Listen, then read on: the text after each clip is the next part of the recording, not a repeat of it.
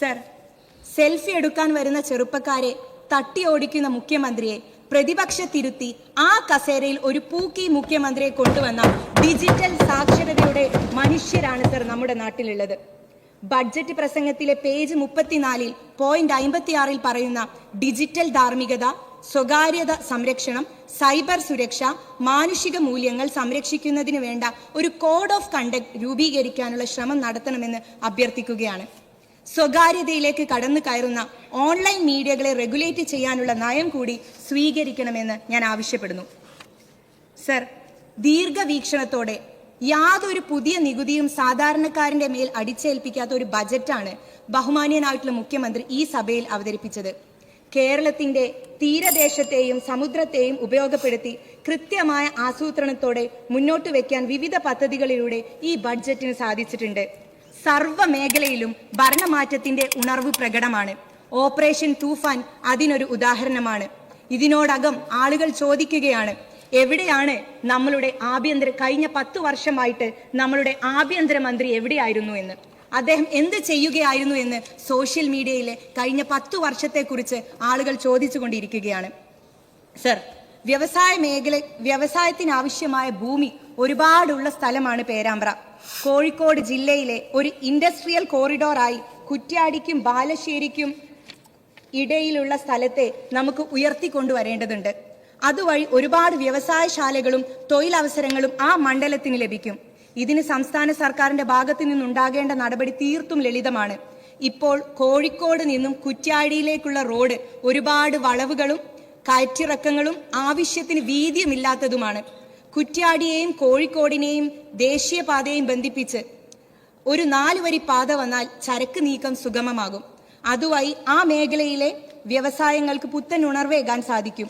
ഓരോ പേരാമ്പ്രക്കാരുടെയും സ്വപ്നമായിട്ടുള്ള പൂഴിത്തോട് പടിഞ്ഞാറത്തറ റോഡ് കൂടി യാഥാർത്ഥ്യമാക്കുന്നതോടെ പേരാമ്പ്ര മണ്ഡലത്തിന്റെ റോഡ് കണക്ടിവിറ്റി വയനാട് ജില്ലയിലേക്കും തുടർന്ന് കർണാടകയിലേക്കും വരുമ്പം ദേശീയ വ്യവസായ ഭൂപടത്തിൽ നമുക്ക് പേരാമ്പ്രയെ അടയാളപ്പെടുത്താൻ പറ്റും. സർ, നേരത്തെ എനിക്ക് മുമ്പേ സംസാരിച്ച മുൻ അംഗം നിപ്പയെ കുറിച്ച് സൂചിപ്പിക്കുകയുണ്ടായി. സർ, കഴിഞ്ഞ ദിവസം നിപ്പയെ സംബന്ധിച്ച് ഈ സഭയിൽ ചർച്ച നടക്കുകയും ബഹുമാനപ്പെട്ട ആരോഗ്യമന്ത്രി അവയ്ക്ക് മറുപടി പറയുകയും ചെയ്തതാണല്ലോ. കേരളത്തിൽ ആദ്യമായി നിപ്പ റിപ്പോർട്ട് ചെയ്യപ്പെട്ട മണ്ഡലമാണ് പേരാമ്പ്ര.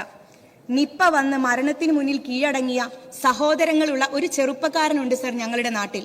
കുടുംബത്തിന്റെ മുഴുവൻ ഭാരവും പേറി വിദേശത്തേക്ക് ജോലിക്ക് പോയ മുത്തലിബ് എന്ന ആ ചെറുപ്പക്കാരന്റെ കുടുംബത്തെ സംരക്ഷിക്കാൻ അന്നത്തെ സംസ്ഥാന സർക്കാർ തയ്യാറായിട്ടില്ല.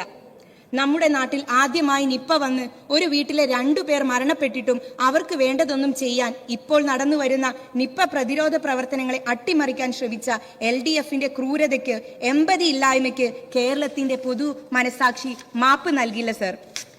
സർ, സുനാമി വന്ന് 140 ആളുകളുടെ ജീവൻ എടുത്തപ്പോൾ അതിന് നടുവിലേക്ക് ചെന്ന് ദുരിതാശ്വാസ പ്രവർത്തനങ്ങൾ ഏകോപിപ്പിച്ച് ഒരു മുഖ്യമന്ത്രി ഉണ്ടായിരുന്നു കേരളത്തിന്. 2016 ഏപ്രിൽ 10 പുറ്റിങ്ങലിൽ വെടിക്കെട്ട് അപകടം ഉണ്ടായപ്പോൾ തിരഞ്ഞെടുപ്പ് പ്രവർത്തനം മുഴുവൻ മാറ്റിവെച്ച് ഓടിയെത്തിയ ഒരു മനുഷ്യനുണ്ടായിരുന്നു. പുല്ലൂരാംപാറയിലും ചീയപ്പാറയിലും അവസാനിച്ചു മേഡം. ഉരുൾപൊട്ടൽ ഉണ്ടായപ്പോൾ ആ നാട്ടിലെ മനുഷ്യരെ ചേർത്ത് നിർത്തിയ ഒരാളുണ്ടായിരുന്നു കേരളത്തിന്. എമ്പതിയെ പറ്റി പറയുമ്പോൾ ഞങ്ങളുടെ ഉമ്മൻചാണ്ടി സാറിനെ കുറിച്ച് എങ്ങനെയാണ് സർ പറയാതിരിക്കുക? കഴിഞ്ഞ 10 വർഷം കൊണ്ട് കേരളത്തിന് കൈമോശം വന്ന രാഷ്ട്രീയ സംസ്കാരത്തിൽ ഏറ്റവും പ്രധാനപ്പെട്ടത് ഈ നാട്ടിലെ ജനങ്ങൾ അനുഭവിക്കുന്ന ഭരണപരമായിട്ടുള്ള അനാഥത്വമായിരുന്നു. കവളപ്പാറ ദുരന്തമുഖം സന്ദർശിക്കാതെ ഒളിച്ചോടിയ, ഓഖി ദുരന്തബാധിത പ്രദേശത്ത് പോകാതിരിക്കുകയും പിന്നീട് പോയപ്പോൾ ജനങ്ങൾ കൈകാര്യം ചെയ്യുകയും ചെയ്ത ഒരു മുഖ്യമന്ത്രിയാണ് കഴിഞ്ഞ 10 വർഷം കേരളത്തിന് ലഭിച്ചത്. മുഖ്യമന്ത്രി സന്ദർശിച്ചാൽ എന്ത്, സന്ദർശിച്ചിട്ടില്ലെങ്കിൽ എന്ത് എന്ന അവസ്ഥയായിരുന്നു ഈ നാടിന്. ഭരണപരമായിട്ടുള്ള ഈ അനാഥത്വത്തിന്റെ പരിഹാരമാണ് സർ UDFന് ലഭിച്ച ഈ മാൻഡേറ്റ്. ഈ തിരിച്ചടി